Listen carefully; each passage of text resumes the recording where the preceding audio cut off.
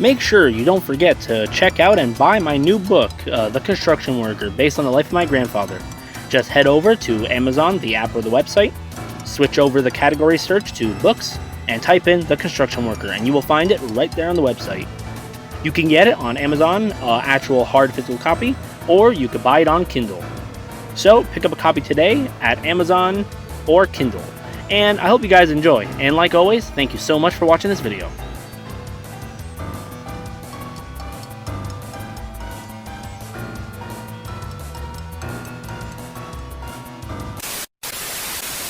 Welcome, ladies and gentlemen, live from the studio, Ghoul Gallery.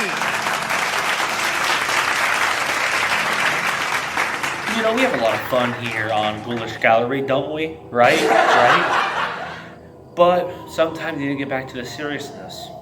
When it comes to the hollowed halls of death itself coming after you, well, that's when you jump into our next entry. Final Destination 2, or as most people call it in many fan communities and many groups, the best one. Do I agree? Well, let's find out. Oh yes, here we go. This right here, this is where the big boys play. Final Destination 2 is the most praised of the entire series. Everyone loves the second one the most. Ask anyone, this is the one they always put as their favorites of all time or their best Final Destination movie ever. And I can blatantly see why. Final Destination 2 is really loved and always referenced. I mean, hell, have you seen any of the commercials for Bloodlines or even watched the movie Bloodlines? There are references galore to this movie in Bloodlines. They knew this was their favorite. And I can see why. Final Destination 2 feels like a genuine connection trying to continue off the first film and build a foundation. The movie starts with a simple car pileup leading to many deaths, but this time we have an actual character from the first movie being brought back to help these people try to get them over it. Final Destination 2 is mostly praised for the fact that this is the only one in the series that actually has an answer of how to defeat death. This one, we're just left with a very small riddle from the mortician telling us if there is life where there's supposed to be death, then all has been balanced. It's like two scales. If death makes one scale go out of balance, life will rebalance it. And that's what we have to work without the movie, with a really fine twist that I really don't want to give to anybody who hasn't seen it. But yes, this is the one and only movie where they do find a way to actually stop death and move on with their lives, which I think is the only reason why it's praised so much. We have many great deaths in this movie. My favorite one in particular is the one of the guy at his apartment, where the entire pun of the death is that he's apparently the luckiest man in the world for winning the lottery, just for then this to happen to him. They have it all mapped out with all sorts of random things happening left and right. Him dangling, trying to get out, and then right when you think it's over, boom.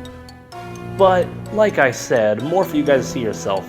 Final Destination 2 is a fun story where it also adds in lore to the series. Yes, there's actually lore.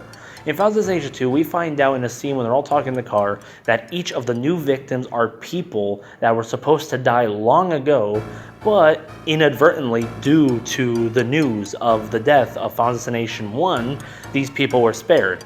Some people were meant to be on that plane, but got off when the guy freaked out or just didn't make the flight to begin with.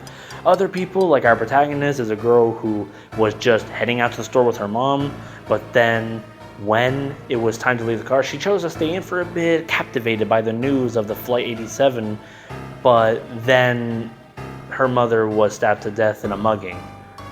It was supposed to be her that day, but due to being captivated by the news of Final Destination 1, she ended up surviving.